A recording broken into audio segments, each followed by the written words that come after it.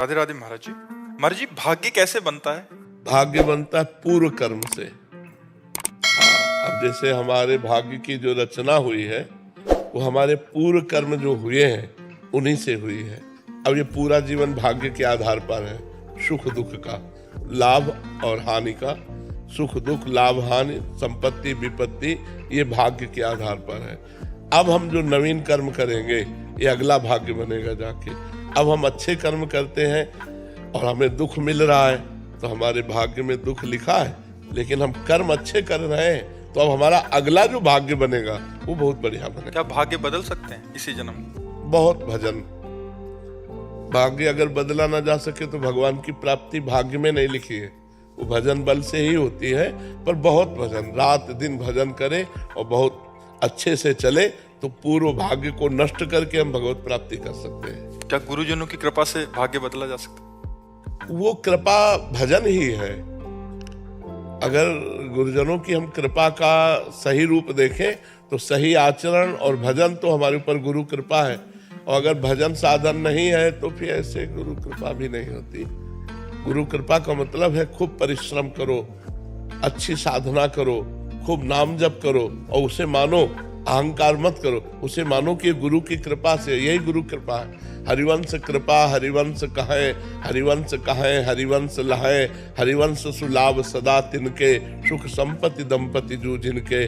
आचार्य की कृपा, गुरु की कृपा, भगवान की कृपा से ही हमसे भजन होता है, और भजन से ही भगवान की प्राप्ति होती है। भजन से ही भाग्य बदला जा सकता है। भावी मेट सके त्रिपुरारी, एक रामचरितमानस में आता है कि भाग्य रेखा को मेट सकते हैं भगवान शंकर। यदि हम भजन करें तो भगवान शंकर हमारी रेखा को मेट सकते हैं, जो गलत रेखाएं हैं। महाराज जी, आज यहाँ आके बताते हैं कि मांस मदिरा और अच्छे आचरण करने लग गए, नाम जप करने लग गए। महाराज जी, हमारे भाग्य में तो दुख था जो हम भोग ही रहे थे, संसार के भोगों को भोगते हुए। महाराज जी, ये कौन सी कृपा हुई, ये कौन सा भाग्य है कि एक लहर आई और हम संत संग का प्रभाव होता है ना, तो ये भगवान अहेतु की कृपा करते हैं। हाँ, अब मोहि भाव भरोस हनुमंता, बिनु हरि कृपा मिले नहीं संता। संत से जुड़ना मतलब भगवान की कृपा से जुड़ना। ये हमारे भाग्य में नहीं था। ये भाग्य में नहीं लिखा है। संत कृपा भगवान की कृपा के बाद होती है, और भगवान की कृपा का परिचय संत कृपा के बाद होता है। भगवान की कृपा हुई तो संत मिले, और संत मिले तब हमको पता चला कि हमारे ऊपर भगवान की कृपा है। विभीषण जी के पास जब हनुमान जी मिले ना, तभी तो उनको भरोसा हुआ। अब मोहि भाव भरोसा हनुमंता, बिनु हरि कृपा मिले नहीं संता। जो प्रभु मोहि अनुग्रह कीन्हा, तो तुम्हारी दरस दीना। आज संत दर्शन हुए तो पता चला हमारे ऊपर हरि की कृपा है। हरि की कृपा से संत दर्शन, और संत दर्शन संत कृपा से हरि की कृपा का अनुभव होता है। बिना भगवान की कृपा के सत्संग सुनने को नहीं मिलेगा, और सत्संग की कृपा के बिना सुधार नहीं होता। आज तक किसी का भी मत कीरति गति भूति भलाई, जब जे जतन जहां जे पाई, सो जानो सत्संग प्रभाव, लोकहु वेद न आन उपाऊ। लोक में वेद में कोई और उपाय नहीं है। सत्संग से गिरे हुए भी प्राणी को महान बना देता। सत्संग गिरे से गिरे हुए प्राणी को महान बना। जो हिंसा करते थे, चोरी करते थे, जो सतमार्ग से नहीं बिल्कुल चलते थे, वो भी जब संत समागम में आए तो महात्मा बन गए। ऐसे कितने चरित्र बने हुए। तो संत समागम ही हमारे जीवन को उत्थान की तरफ ले जाता है। पर संत समागम उसी को मिलता है जो भगवान की कृपा का पात्र बन जाता है। जब भगवान कृपा, जब द्रवहि दीन दयालु राघव, तो साधु संगति पाइए। जब भगवान द्रवित होते हैं तो संत समागम मिलता है। जब संत समागम मिलता है तो हम अपनी बुराइयों को त्याग कर अच्छाइयों को ग्रहण करके चलते हैं। जब अच्छाइयों पे चलते हैं तब लगता है हमारे ऊपर भगवान की बड़ी कृपा है। ये तो नए भाग्य की रचना हो गई, ऐसा लग रहा है। बिल्कुल बिल्कुल, हाँ बिल्कुल बिल्कुल। सत्संग में तभी तो मत कीरति गति भूति भलाई, जब जे जतन जहां जे पाई, सो जानो सत्संग प्रभाव। मतलब राक्षस बुद्धि होने पर भी देवत्व प्रदान कर दे सत्संग। ऐसा है कि यार हम तो बहुत गिरे हुए थे, जब से सत्संग सुना तब से हमारा उत्थान हो गया। तो सत्संग के शब्दों में पावर होता है। वो शब्द अंदर जाकर मथ डालते हैं और सारी गंदगी निकाल कर भगवान के योग्य उसे बना देते हैं। अभिज्ञान जी गोरखपुर से। राधे राधे। राधे राधे महाराज जी। महाराज जी, जीवन के अच्छे समय में अति उत्साह एवं अति आत्मविश्वास से कैसे अपने मानव जीवन के संयम अथवा धैर्य कैसे बनाएं, क्योंकि अतिशयोक्ति जीवन में मानसिक धैर्य नहीं बढ़ता। देखो बच्चा, जब तक भगवान से नहीं जुड़ा जाता, सबसे महान भगवान है, जब तक भगवान से नहीं जुड़ा जाता तब तक हमारी जो बुद्धि है वो प्रकृति में ही रहती है, और प्रकृति का स्वभाव है विषम। विषमता में जैसे आपको सुख का अवसर आया तो अहंकार आ जाएगा, दुख का अवसर आया तो शोक आ जाएगा। प्रकृति सदैव विषम रहती है और परमात्मा सम रहता है। तो अगर हम प्रकृति से जुड़े ही रहेंगे, केवल प्रकृति से, तो हमारे अंदर विषमता रहेगी, फिर हम उस महान स्थिति को नहीं प्राप्त कर पाएंगे। यदि हम परमात्मा से जुड़कर प्रकृति का व्यवहार करें तो हमारा मंगल हो जाएगा, तो हम महान हो सकते हैं। तो सुख में हम फूलेंगे नहीं और दुख में हम भूलेंगे नहीं।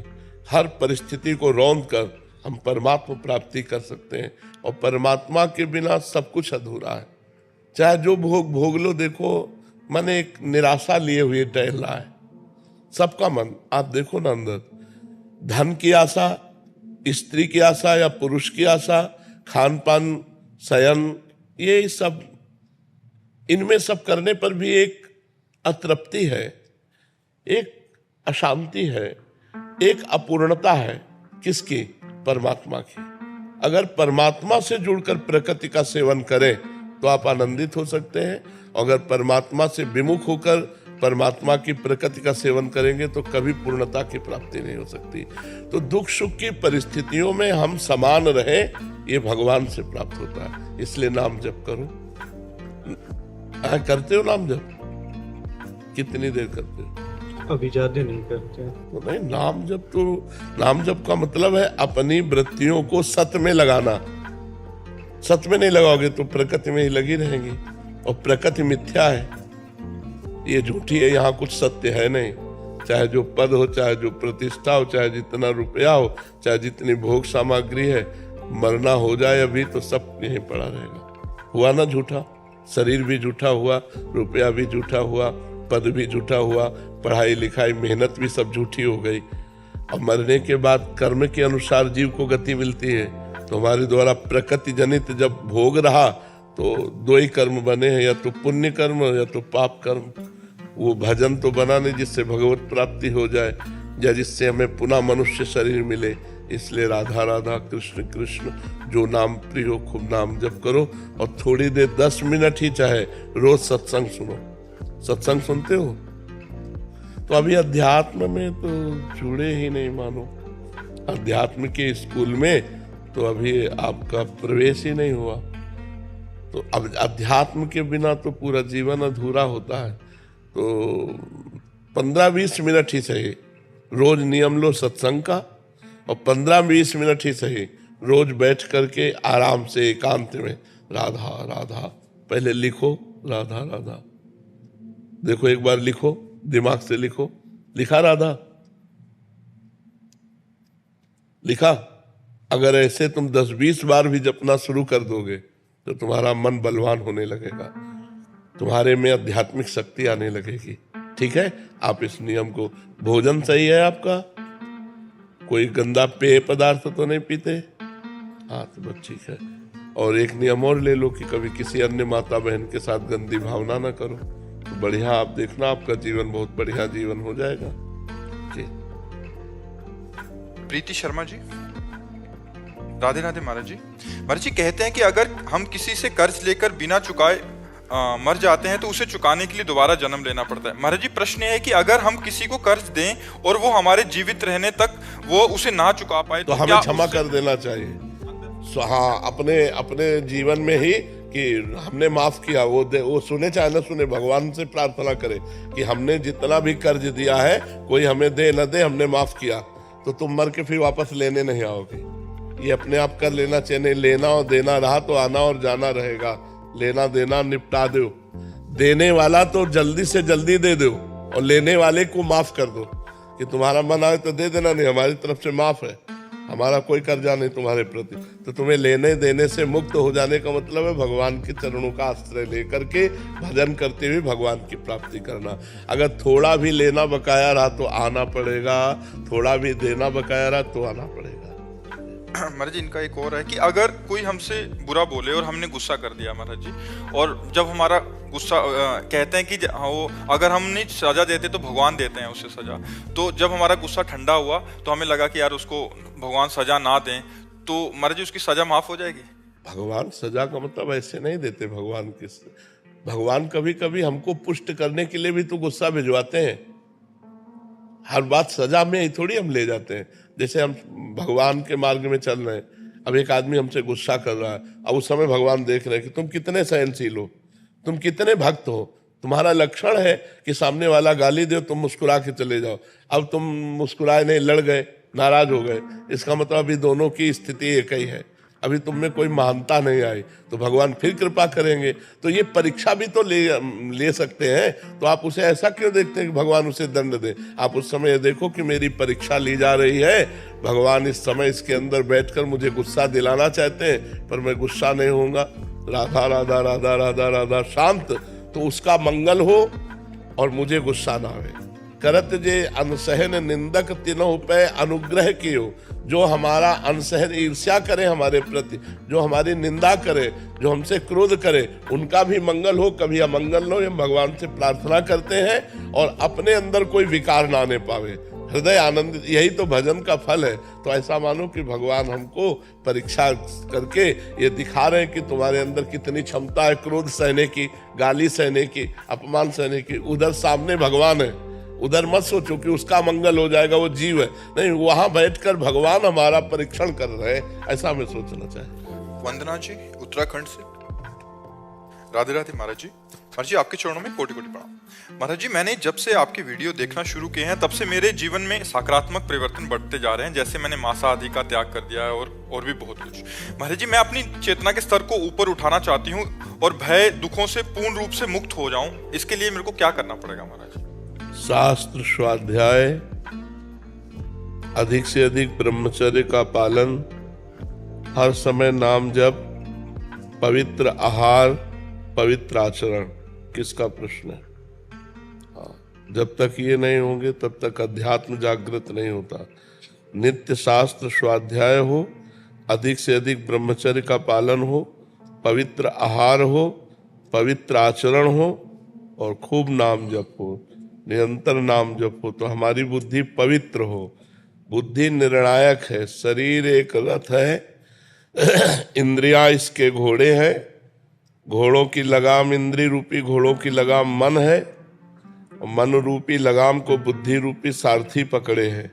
अगर बुद्धि भ्रष्ट है तो मन रूपी लगाम छोड़ देगा, इंद्रिया मनमानी आचरण करके हमारी दुर्गति कर देंगी, हमारी चेतना को अधोगति में डाल देंगी। और यदि हमारी बुद्धि सही है, मन रूपी लगाम को टाइट रखा, इंद्रिय रूपी घोड़े सतमार्ग में चले, तो हमारी चेतना उन्नति को प्राप्त होगी, अध्यात्म उन्नति को प्राप्त होगी। इसलिए सबको चाहिए, ये केवल आपका ही नहीं, सबको चाहिए अपनी बुद्धि को शुद्ध करें। बुद्धि को शुद्ध करके सत्य के मार्ग में चलें। असतोमा सदगमय, तमसोमा ज्योतिर्गमय, मृत्युर्मा अमृतम गमय। हमारी यात्रा मृत्यु से अमृत की हो, असत से सत्य की हो, अंधकार से प्रकाश की हो। तमसोमा ज्योतिर्गमय। अभी हम अंधकार की तरफ ही बढ़ते जा रहे हैं। शरीर राग, मनमानी भोगाकर्षण, अपनी इच्छाओं की पूर्ति, ये सब हमारे पतन का मार्ग है। तो इसलिए शास्त्र स्वाध्याय, उसी में सत्संग हो जाता है। यदि हम रोज शास्त्र स्वाध्याय न कर पाए तो मोबाइल है, सत्संग सुने, रोज वो शास्त्रों की ही बातें होती हैं। तो शास्त्रों की बातें और सत्संग सुनने से हमारी जानकारी बढ़ती है, हमारी बुद्धि प्रवीण होती है। और पवित्र भोजन से जैसा खाए अन्न वैसा बने मन, हमारा मन ठीक होता है पवित्र भोजन से। और ब्रह्मचर्य हमें तेजस्विता, स्मृति, बलवान और लक्ष्य पर चलने की योग्यता प्रदान करता है। आज हमारा समाज ब्रह्मचर्यहीन होता जा रहा है, इसीलिए लक्ष्य से भ्रष्ट हो गया है। इसीलिए वो नकारात्मक सोच वाला बन गया है। हिंसा, व्यभिचार, व्यसन उसके जीवन में बढ़ गए हैं। ब्रह्मचर्य एक अमोघ शक्ति है। ब्रह्मचर्य सबको धारण करना चाहिए उचित।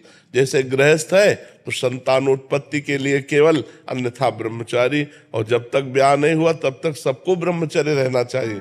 व्यर्थ में अपने जीवन को मृत्यु के मुख में नहीं डालना चाहिए। ये व्यभिचार मृत्यु का मुख है, इसमें आपका सर्वनाश हो जाएगा।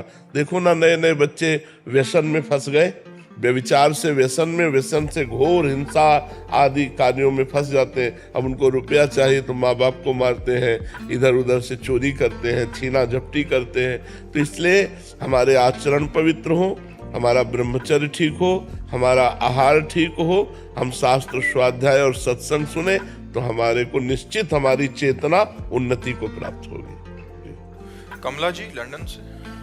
श्री हरिवंश। श्री हरिवंश महाराज जी, गुरुदेव भगवान, आपने एकांतिक में सुनाया था महाराज जी, एक श्लोक बता रहे हैं, सदानंदम वृंदावन दत्ता, वो वाला। महाराज जी, इस मंत्र या इस श्लोक बहुत ही शक्तिशाली मंत्र है। इससे इस श्लोक या परलोक की जो भी चाहना हो जल्द ही पूर्ण हो जाती है। तो गुरुदेव, परलोक सुधारने के लिए राधा नाम जाप करें या ये श्लोक पाठ करते रहें, कौन बेहतर हो? जो रुचि लगे, जो रुचि। अगर मंत्र में रुचि है, बहुत पावरफुल मंत्र, इसका हमने स्वयं जप किया है। ये सुधा निधि में 150वां श्लोक है। सदानंदम वृंदावन नवलता मंदिर वरे स्वमंदे कंदर पेण मद कला रति कौतुक रश्मम किशोरम तज्ज्योतिर्युगल मति घोरम मम भवम ज्वलज्वालम सीतै सुपद्म करंदे समयतु। अब इतना बड़ा श्लोक बार बार कोई जपे तो स्मृति प्रवीण हो तो जप सकता है, नहीं तो एक बोझा सा लगता है ना। और राधा राधा राधा राधा राधा सहज सरल है, पर अगर जप पावे तो कुछ समय तक इसका जप करे तो बहुत लाभ प्राप्त होता है, बहुत लाभ प्राप्त होता है। फिर एक अभ्यास बन जाता है। अब जैसे अपने लोग पहले जप किए थे, अब निज मंत्र का जप करते हैं। जो निज मंत्र गुरु जी ने दिया, अब उसका सदैव जपने तो कुछ देर ये जप लिया करो, कुछ देर शरणागत मंत्र, और फिर से समय राधा राधा जप लिया करो। जब अपवित्र शरीर हो तब राधा राधा जप लो, नहीं पवित्र अवस्था में मंत्र जपो, ये श्लोक जप लो। आयुष जी बेंगलोर से। श्री हरिवंश। श्री हरिवंश महाराज जी, महाराज जी, भगवत प्राप्ति के लिए पाप और पुण्य दोनों शून्य होना अनिवार्य है, ऐसा सुना जाता है। महाराज जी, पूर्व के संचित पाप तो नाम जप से मिट जाते हैं, परंतु पूर्व संचित पुण्य कैसे शून्य किए जा सकते हैं? जो तुम्हें प्रणाम करता, जो तुम्हें प्रणाम करता है, जो तुम्हारी प्रशंसा करता है, जो तुम्हें अन्न देता है, जो तुम्हें वस्त्र देता है, वो सब तुम्हारे पुण्य ले जाता है। जो तुम्हारी निंदा करता है, तुम्हारा अपमान करता है, तुम्हें दुख मिलता है, तुम्हारे पाप नष्ट हो रहे हैं। और पुण्य और पाप दोनों भगवान की कृपा से एक साथ नष्ट हो जाते हैं। जैसे इतना आनंद मिला भगवद आनंद के सारे पुण्य क्षीण हो गए, सारे पुण्य खर्चा हो गए।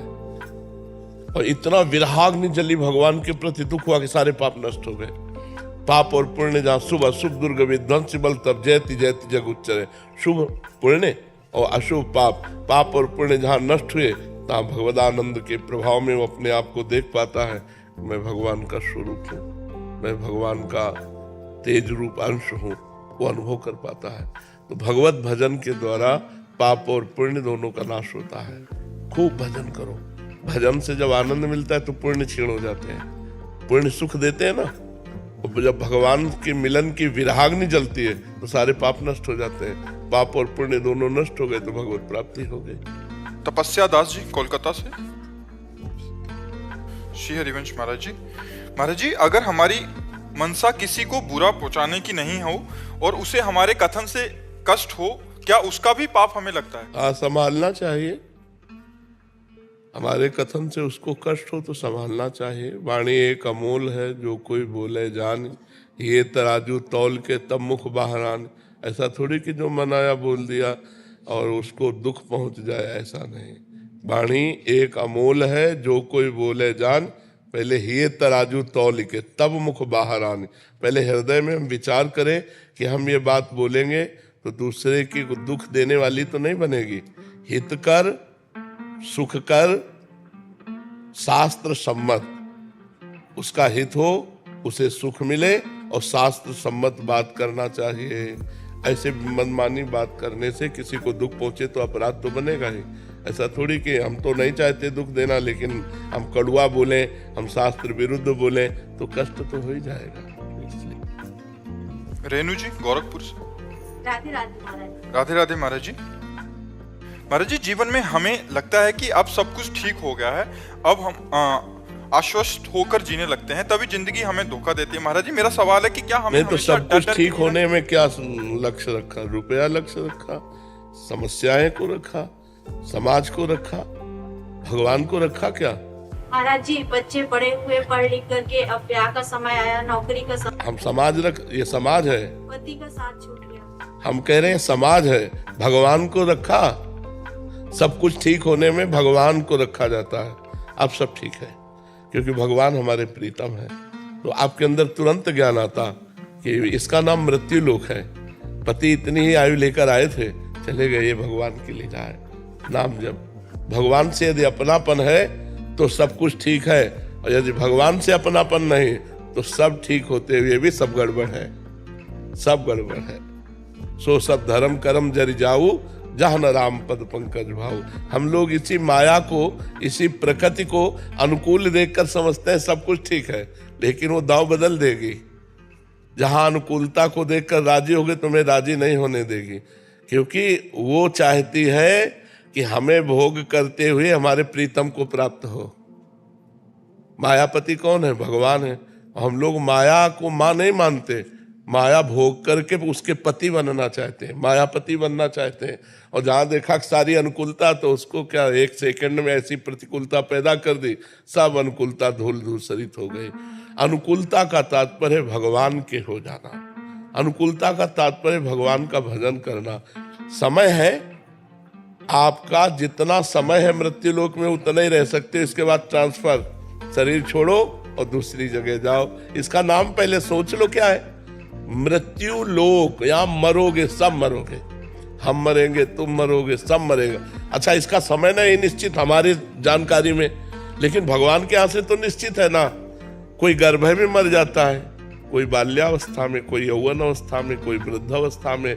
पर हम सब कुछ ठीक है तभी मानेंगे जब आपका भजन हो रहा है और आपका चित्त भगवान से जुड़ा है, तो सब ठीक है।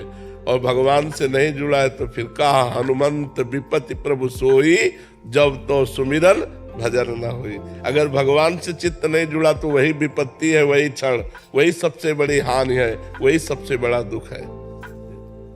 सुदेश जी दिल्ली से। श्री हरिवंश महाराज जी। गुरुदेव, घर में सभी का भाव श्री जी की सेवा के अनुकूल नहीं है। कुछ दिन सेवा सहज से होती है, किंतु फिर एक असहजता सी हो जाती है। जैसे ही घर में खुशी या प्रतिकूल का वातावरण होता है, सेवा छूट जाती है, ठीक से भजन भी नहीं होता। महाराज जी, ऐसा क्या करूं?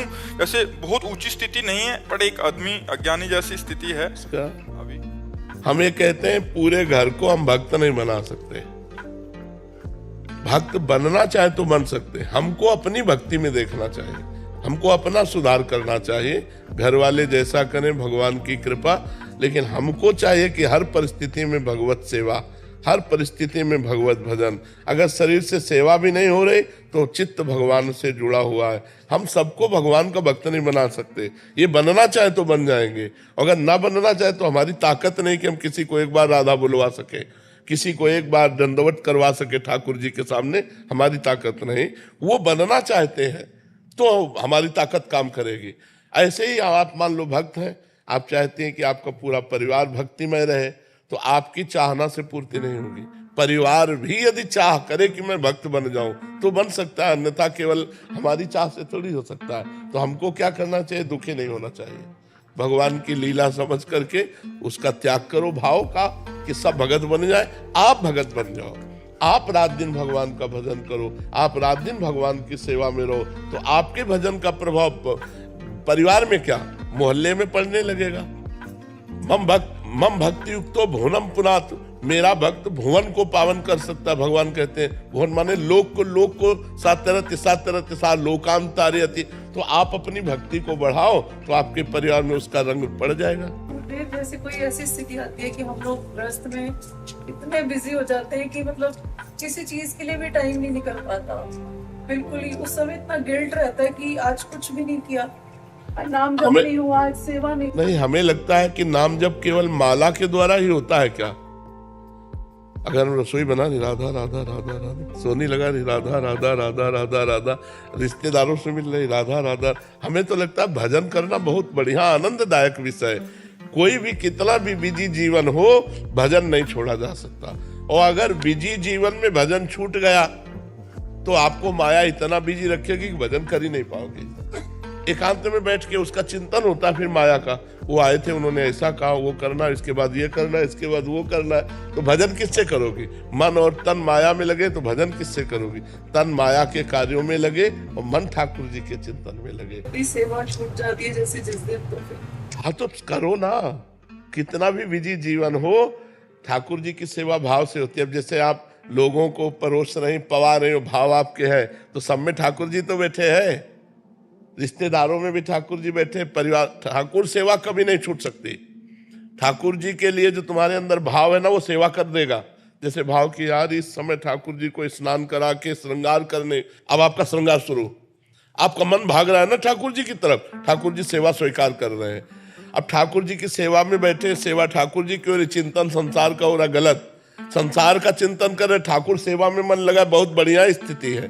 तो मन को ठाकुर जी की सेवा में लगा दो, तन को संसार की सेवा में लगा दो, असंतुष्ट मत हो, भगवान के विधान में संतुष्ट रहो। आज ठाकुर जी इतने रूपों में आ गए, मतलब रिश्तेदार नातेदार, तो ठाकुर जी आज इतने रूपों में आके सेवा की। अब कोई नहीं आया तो पूरी सेवा ठाकुर जी की, अगर कोई आ गया तो थोड़ी सेवा ठाकुर जी की, पूरी सेवा समाज की, सब में भगवान विराजमान है। असंतुष्ट स्थिति कैसे आएगी वो समझ में ही नहीं आता। अब कह रहे हैं इसे स्वीकार करो तो आ जाएगी, कह रहे हैं नाम जब करते हो इसे स्वीकार करो तो आ जाएगी। हम न स्वीकार करें तो प्रवचन हमारे केवल रहे, सुनना आपका केवल रहा, आचरण में आप न उतारो तो फिर क्या होगा? मुस्कान जी, श्री हरिवंश महाराज जी, महाराज जी मुक्ति क्या है? जन्म मरण से मुक्त हो जाना, काम क्रोध लोभ से मुक्त हो जाना, मान अपमान सुख दुख लाभ हानि मोह ममता, इन सब से मुक्त हो जाने का नाम है मुक्ति। फिर इस जन संसार में आवागमन के चक्र में न फंसना मोक्ष है। समझ रहे हो? पाना है क्या मुक्ति? नाम जप करो, नाम जप करो, खूब नाम जप से। कलयुग में केवल भगवान के नाम से ही मुक्ति है। कलयुग केवल नाम आधारा, सुमिर सुमिर नर उतरहि पारा। जितना भगवान नाम जप करोगे उतने मुक्त होते जाओगे। रात दिन भगवान का नाम जप हो रहा, मुक्त हो गए। अभ्यास करो नाम जप का। काजल जी दिल्ली से, राधे राधे महाराज जी। महाराज जी अगर सब कुछ कर्मों के हिसाब से मिलता है तो महाराज जी प्रार्थना कब काम आती है? मैंने छोटे होते प्रार्थना की थी कि मेरी इच्छाएं पूरी हो, पर महाराज जी क्या प्रार्थना में कमी थी या भाग्य के अनुसार ही होता है? चाहे हम नहीं, प्रार्थना और भजन ये भाग्य से अलग चीज है। जब हम भगवान से प्रार्थना करते हैं तो भगवान हमारे कर्म को न देख करके वो अपनी कृपा से देते हैं। जैसे आदमी लेबरी कर रहा है तो उसकी नियत कीमत है 500 रुपया, 550 रुपया, लेकिन वो शाम के मेहनत करने के बाद, बाबूजी हमारी पत्नी को बड़ी परेशानी है, तो वो जो 5000 दिए वो उसकी मेहनत के नहीं दिए, वो उसकी प्रार्थना के दिए कि भाई समस्या का समाधान हमने प्रार्थना से करवाया। तो हमारे भाग्य में तो जो लिखा है वो तो मिलेगा ही। जब हम भगवान से प्रार्थना करते हैं तो भाग्य से अलग भगवान हमको देते हैं। वो जो बात हमारी बनती है प्रार्थना से, वो भाग्य नहीं होता, वो भगवान की प्रार्थना। और अगर प्रार्थना पूरी ना हो तो क्या समझना चाहिए? भगवान मंगल भवन है, वो पूरी कर देते तो अमंगल हो जाता, इसलिए वो भगवान पूरी नहीं किए क्योंकि मंगल भवन है। पर हमारे मन में